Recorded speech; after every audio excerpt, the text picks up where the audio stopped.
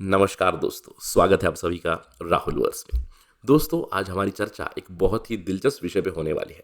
हमारी डिस्कशन का एजेंडा है अल्टीमेटम या फिर प्लूरल में अल्टीमेटा at the international level.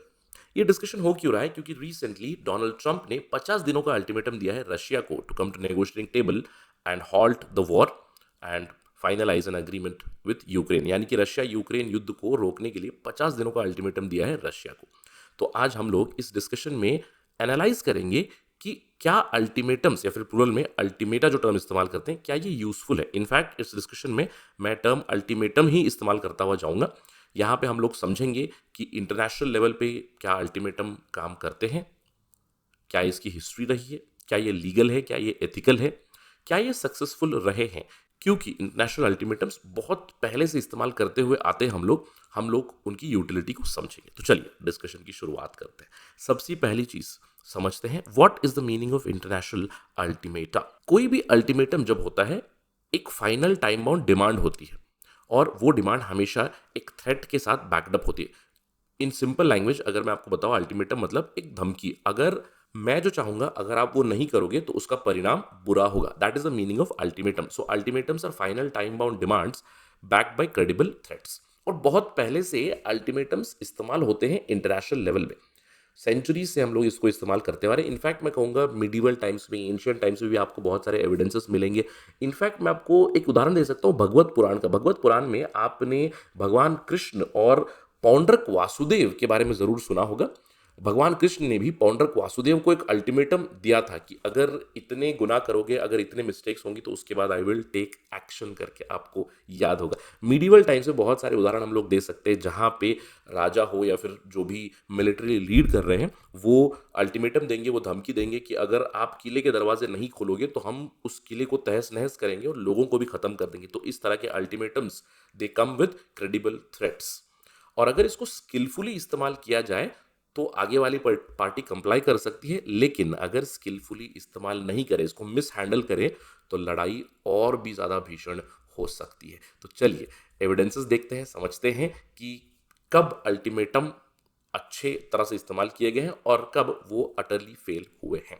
But उससे पहले जो अल्टीमेटम होते हैं उनका थियोरेटिकल फ्रेमवर्क क्या है। The theoretical framework of these ultimata it is based on two things. One is coercive diplomacy and another one is brinkmanship. अब ये कोयर्सिव डिप्लोमेसी क्या है? इसके अंदर टर्म है कोयर्शन। मतलब क्या है कि समझ लीजिए दो पार्टी है, मैं हूं और एक और दूसरी पार्टी है। तो मैं दूसरी पार्टी को धमकी दूंगा कि आपको ये करना पड़ेगा, अगर आप नहीं करोगे तो आपके ऊपर एक्शन होगा। I am trying to coerce them. किस तरह से कोयर्स कर सकते हैं? लड़ाई की धमकी दे सकते हैं, इकोनॉमिक सैंक्शंस की धमकी दे सकते हैं, ब्लॉकेड की धमकी दे सकते हैं। So coercive diplomacy works on the threats, works on threats where the other party has to comply. अगर वो कंप्लाई नहीं करेंगे तो हम उन पे फोर्स इस्तेमाल कर सकते हैं। अब ध्यान रखना है, coercive diplomacy is a little different from deterrence. Deterrence एक साइकोलॉजिकल कॉन्सेप्ट है। कोयर्सिव डिप्लोमेसी में अगर हम चाहे तो थोड़ा बहुत फोर्स इस्तेमाल कर सकते हैं ताकि हम आगे वाली पार्टी को कन्विंस करें। दी पेमेंट और the repercussions would be very high अगर आप कंप्लाई नहीं करोगे तो।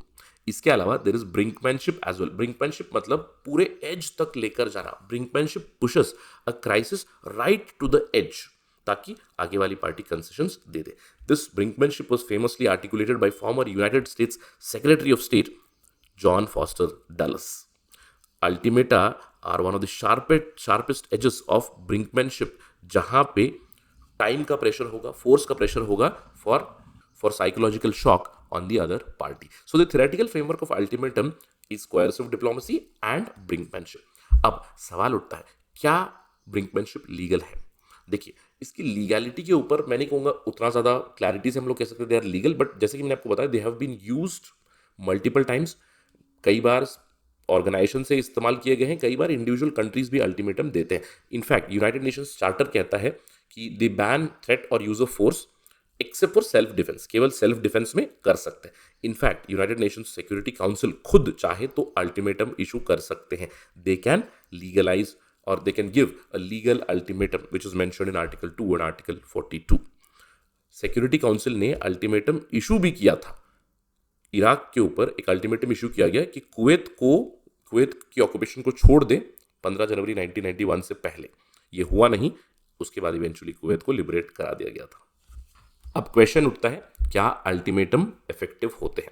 देखिए, कुछ पॉइंटर्स है जिससे हम लोग इफेक्टिव बता सकते हैं। सबसे पहला पॉइंटर है क्लैरिटी और अर्जेंसी का, क्योंकि जब भी अल्टीमेटम दिया जाता है वो हमेशा टाइम बाउंड होता है कि इतने समय के बीच ऐसा कर, जैसे अभी डोनाल्ड ट्रंप ने दिया 50 दिनों का टाइमलाइन। तो जब भी एक टाइम बाउंड और अर्जेंसी का एक फैक्टर आ जाता है तो दूसरी पार्टी जो है दे दे मे कंप्लाई विथ द डिमांड्स।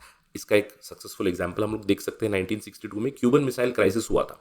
तो उस क्राइसिस के दौरान कैनेडी ने अल्टीमेटम इशू कर दिया कि अगर यूएसएसआर मिसाइल्स, सोवियत जो मिसाइल्स है वो क्यूबा से नहीं हटाएगा तो हम नेवल ब्लॉकेड करेंगे। नेवल ब्लॉकेड किया भी तो वो धमकी सक्सेसफुल रही। उसके बाद नेगोशिएशंस हम लोगों ने देखे, यूएसएसआर ने अपनी तरफ से मिसाइल्स निकाले। इसके अलावा एसिमेट्री होती है, जैसे अब लड़ाई जब भी होती है ना, तो लड़ाई में समझ लीजिए एक बड़ी पार्टी और एक छोटी पार्टी लड़ रही है। तो बड़ी पार्टी ने छोटी पार्टी को जब अल्टीमेटम दिया तो कंप्लायंस के चांसेस ज़्यादा हो सकते हैं। ऑलराइट, अब ये हम लोगों ने क्लासिक केस देखा फिनलैंड में। 1940 में फिनलैंड और यूएसएसआर की लड़ाई हो रही थी।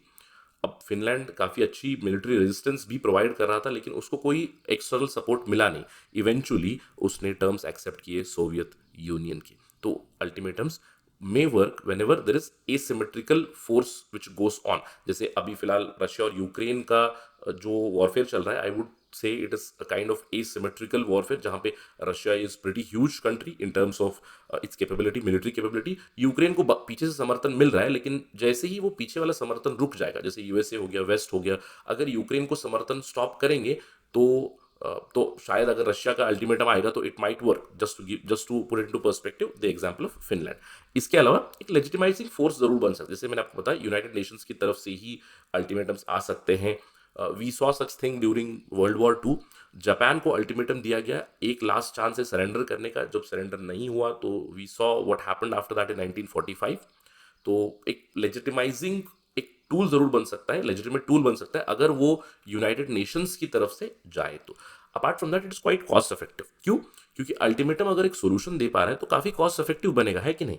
क्योंकि बहुत सारी जानें बचेंगी, बहुत सारा इकोनॉमिक लॉस बचेगा, बहुत सारी डिस्ट्रक्शन बचेगी, पीस आ सकती है। और इसके अलावा अगर हम लोग रिसर्च की बात करें तो अल्टीमेटम का जो इफेक्टिवनेस रहा है, इट हैज़ बीन 50-50, ऑलमोस्ट 50-50, और आई would say 1/3 success.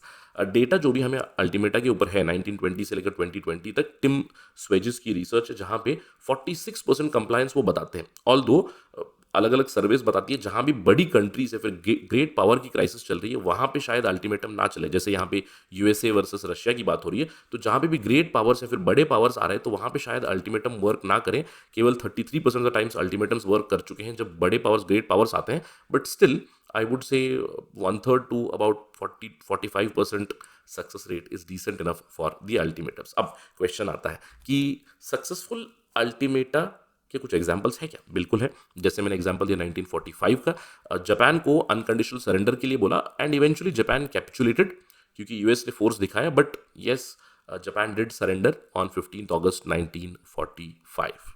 I am repeating, 15 August 1945।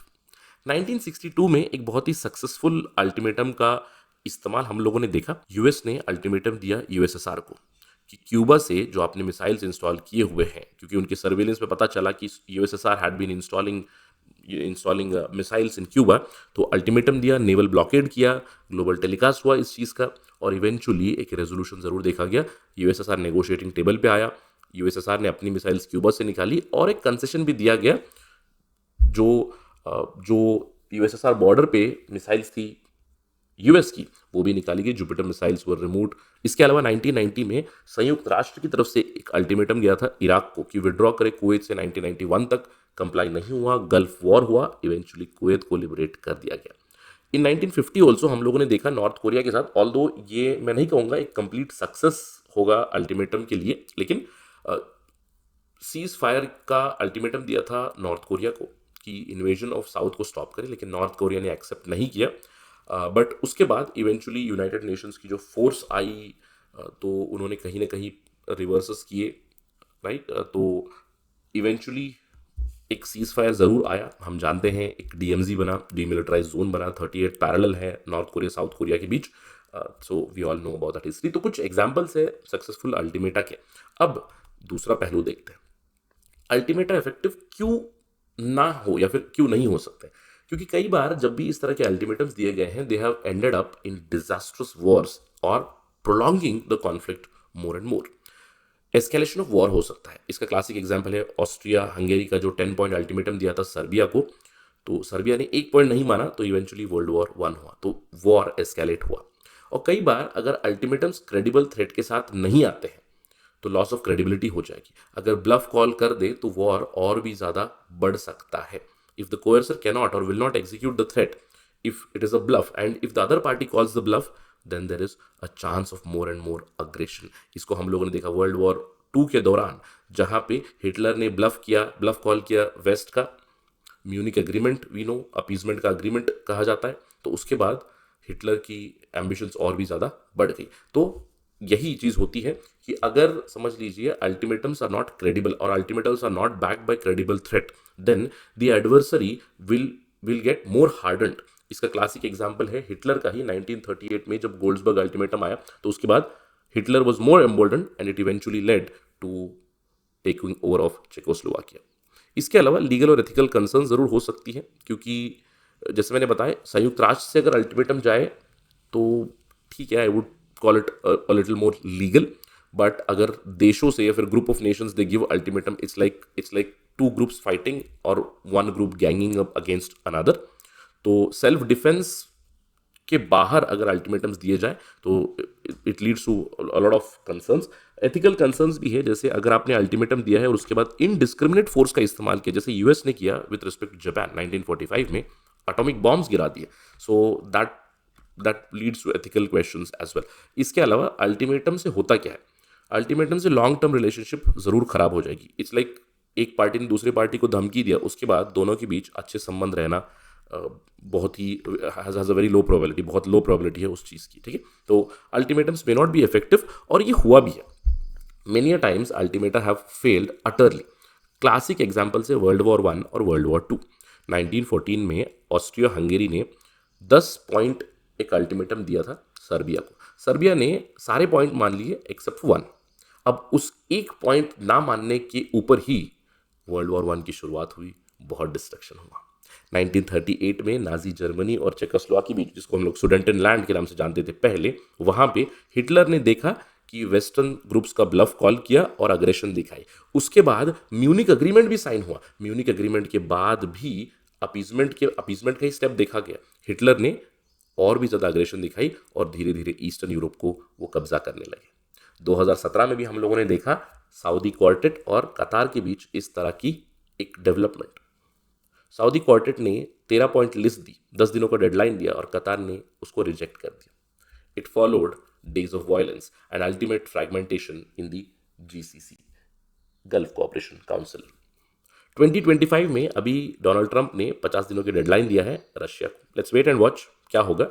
Experts तो कह रहे हैं this would be counter productive and it is bound to fail. Let's wait and watch.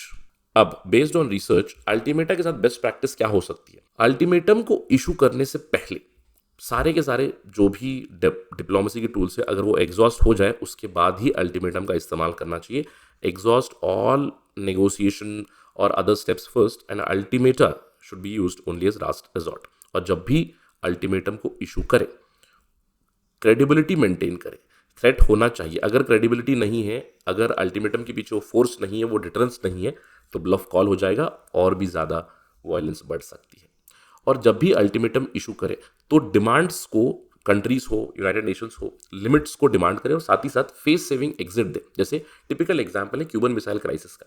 Cuban missile crisis में US ने ultimatum तो issue कर दिया, लेकिन नेगोशिएटिंग टेबल पे जब आए तो यूएसएसआर ने अपनी मिसाइल्स निकाली क्यूबा से और यूएस ने अपनी मिसाइल्स निकाली जुपिटर मिसाइल्स फ्रॉम टर्की। तो एक क्विड प्रो को की तरह हुआ, एक फेस सेविंग एग्जिट दिया गया। इसके अलावा जब भी अल्टीमेटम इशू करे it is always better to coordinate it multilaterally, maybe from United Nations, और हमेशा रियलिस्टिक डेडलाइंस और लिमिटेड डिमांड्स रखें तो अल्टीमेटम सक्सेस होने के चांसेस ज़्यादा होते हैं। इसके अलावा अल्टीमेटम इशू ही ना करें। अल्टीमेटम के अलावा कुछ और भी ऑल्टरनेटिव्स हो सकते हैं, जैसे सैंक्शंस हो सकते हैं, जिसको gradual turning of the screw भी कहा जाता है। धीरे धीरे सैंक्शंस इंप्लीमेंट करें बिना किसी डेडलाइन के। Apart from that back channel mediation के लिए, बैक चैनल डिप्लोमेसी के लिए जा सकते हैं। एक थर्ड पार्टी मीडिएशन कर सकते हैं, जैसे कि न्यूट्रल स्विट्जरलैंड है, मीडिएशन कर सकता है। साथ ही साथ पॉजिटिव कंडीशनैलिटी रखें। अल्टीमेटा के बदले में पॉजिटिव कंडीशनैलिटी अगर होगी तो वो काम करेगा। ये हम लोगों ने देखा स्पेसिफिकली JCPOA के साथ, joint comprehensive plan of action के साथ, पहले US और ईरान के बीच, कि ईरान अगर पॉजिटिव स्टेप्स लेगा तो सैंक्शंस हटेंगे, एसेट्स अनफ्रीज होंगे, इस तरह की चीज़ हुई। अपार्ट फ्रॉम दैट, अल्टीमेटम्स के बदले रादर बाउंड्रीज मेंटेन करें। Framing demands as self impose limits, it reduces the coercion angle. तो बाउंड्रीज अगर सेट करें तो that would be much better than ultimatums. As I told you, ultimatums और ultimata should be used only as last resort. Now to conclude, international ultimata always remain double-edged swords और double-edged instruments. अगर ultimatum को अच्छे से design किया गया है तो they can avert a war. हम लोगों ने एग्जांपल देखा 1962 का, जहां पे अगर अल्टीमेटम को अच्छे से डिजाइन किया गया है, फेस सेविंग ऑफर किए गए हैं, अगर डिमांड्स लिमिटेड हैं तो सक्सेस मिल सकता है। जैसे मैंने आपको उदाहरण दिया, यूएस ने अल्टीमेटम दिया, यूएसएसआर ने अपनी मिसाइल्स हटाई, यूएस ने भी अपनी मिसाइल्स हटाई, जुपिटर मिसाइल्स फ्रॉम टर्की। अगर वही पुअरली क्राफ्टेड है, इट में लीड टू वॉर्स। हम लोगों ने देखा world war 1, world war 2, Austria Hungary ने डिमांड्स दिए, केवल एक डिमांड नहीं मानने पे लड़ाई हुई। वर्ल्ड वॉर 2 में जिस तरह की पॉलिसी चली, जहां पे ultimatums were not backed by credible threat, लड़ाई और भी बढ़ती हुई गई। तो ultimata can work if they are designed properly, or else they can be really disastrous. That is why they have to be used only as last resort. That is the ultimate conclusion from this discussion. I hope you have found this discussion interesting. अगर आपको ये video पसंद आए तो like करें, share करें, subscribe to the channel as well. Thank you for watching this video. जय हिंद।